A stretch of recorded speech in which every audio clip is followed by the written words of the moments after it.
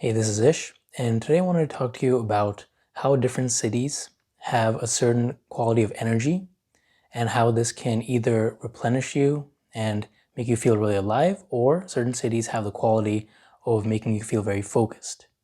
And I have originally heard of this concept from the authors Fred Dodson and David Data, and they talk about how certain cities have either masculine energy or feminine energy.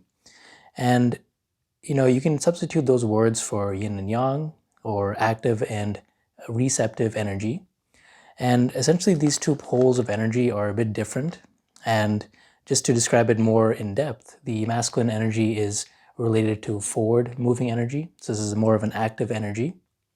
And this is also the yang energy, where it's forward moving, directional, and one pointed and very focused. On the flip side, we have the feminine energy or the yin energy, and this energy is more receptive, it's more internal, and it's also related to the flow of life and being part of life itself. So these are two distinct energies, and certain cities have more of one quality than the other. So on the masculine side or the yang side, we have an extreme example would be Manhattan. So if you've ever been to Manhattan, it's very busy. People always have a place to go and they have a purpose. So this is so much so that even walking down the streets, if you just like walk really slowly, you can't help but just to be moved by the crowd, and people will just kind of walk over you. And people even jaywalk, which is crossing the street illegally to get where they want. And it's kind of like a unwritten rule over there where if the stoplight is red and you have to wait to cross, you should actually cross anyways and even risk walking onto oncoming traffic just because you want to get to where you want to get. So everyone has a place to be. It's the city of New York or Manhattan is very focused on doing and getting things done. So why would being in a city like this be very beneficial for you? Well, it can provide a certain structure and discipline just from the energy itself and from the people around you, because everyone has a place to be, and just being in that energy field, you kind of almost naturally start to become more productive and more disciplined and focused. And being in a place like New York could be amazing because you can ignite your passions and actually follow through with what you want to do in life, because there's just endless opportunities everywhere, and you can accomplish goals.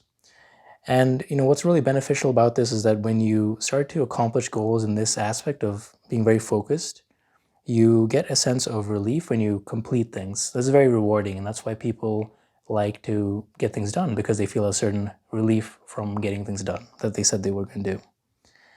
And you start to see, you just naturally, just being in that environment, you start to see more possibilities for yourself, because in a place like that where there's just so many opportunities available, you can't help but to be energized and be really focused and be drawn to accomplishing things and fulfilling your life's purpose. And on the other side, why this might not be so good for you, depending on where you are, what stage in your life, or what energy you're currently occupying, this could cause a bit of burnout if you're already kind of prone to working hard and being very focused. So if you're already kind of stressed out as it is, Manhattan is actually not a place for you, because then you'll get more burnt out and feel very tired. And being in this kind of environment for a while, you develop a sense of coldness. So it's kind of a detachment from other people. And this is kind of common. I know there's there's stereotypes out there where people will say that New Yorkers are very cold, or people from the East Coast, because they have like this front where they're not as open and inviting. And that's just a byproduct of the environment. So now let's look on the other side, so the yin side. This is more the feminine pole. So an extreme example of that city would be, or a place would be Hawaii. So if you ever go to Hawaii, you see the flowers and birds chirping and fruits, and just it's just such a peaceful environment. You hear the ocean waves in the background, and obviously this is a place where people go to vacation and just really relax and let everything go. So people feel revitalized when they visit, because the place embodies life itself, or the life force energy. And people just over there seem very relaxed because they're in the flow of life energy, which is the yin quality. So the opposite of the yang that we just talked about. And if you actually compare kind of like what I mentioned before about the coldness in certain places, right, in more masculine places, you can think of the opposite in very feminine places because it's more of a different cultural more of a cultural vibe, and people, think of the Hawaiian term ohana, which means family, and you can compare that to the hustle associated or ambition associated with New York City, and you can get two different vibes. So obviously these places are very different, and being in these different environments can help change your personality or even change the energy that you need to receive. So why is a place like Hawaii very beneficial? Well, you can go there for healing, to be heal from your daily stresses of life, to relax and be more in touch with your inner nature. And then just being there, you can't help but feel very relaxed and calm because just you're surrounded by nature, things around you, and just an overall easygoing life.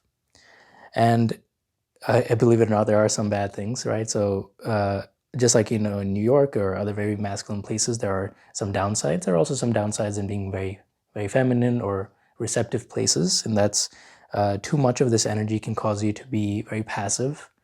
So you just are taking it so easy that you don't have the drive to work on yourself and start doing things that you want to do because you're just sitting back, and that actually pervades your life and other aspects of your life where you just kind of just kick back a little bit more. And I personally noticed this myself in environments where are very peaceful, and I've done like extended meditations in these environments where it's very exotic, and at the end of it, I just don't feel like doing anything. So I just feel like just sitting around.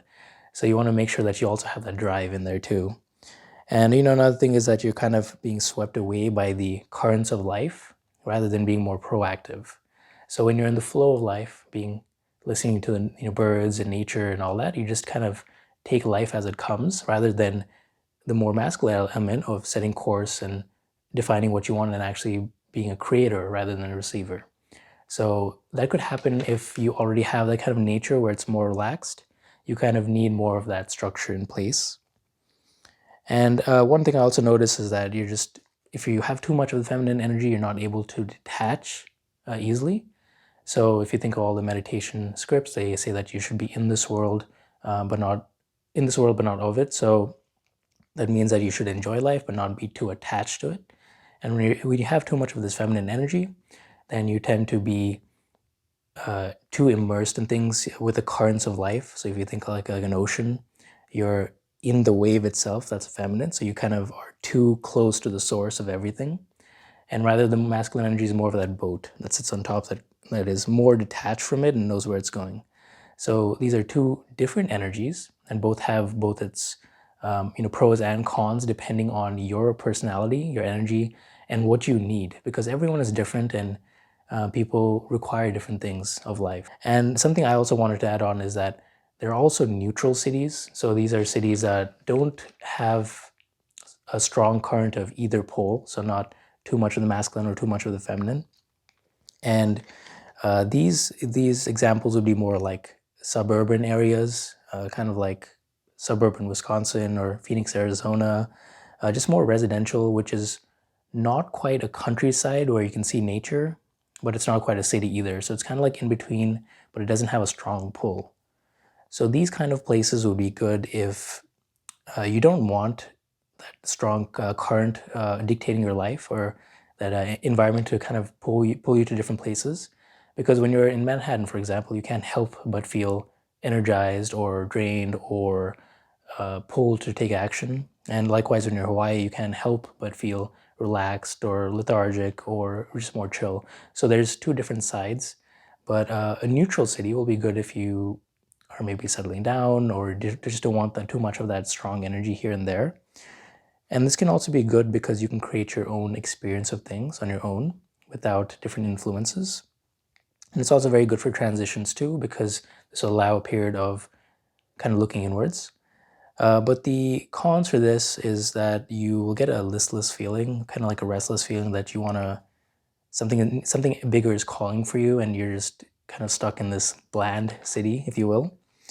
And if you have more of this masculine energy or more yang energy or more activity, you might feel that you want more out of life or more things to do. And if you have more of this feminine energy or more of that yin energy of receptivity, you might feel that your surroundings are just too dull. It's lacking that life or vitality that you need in your life to feel more alert and rejuvenated.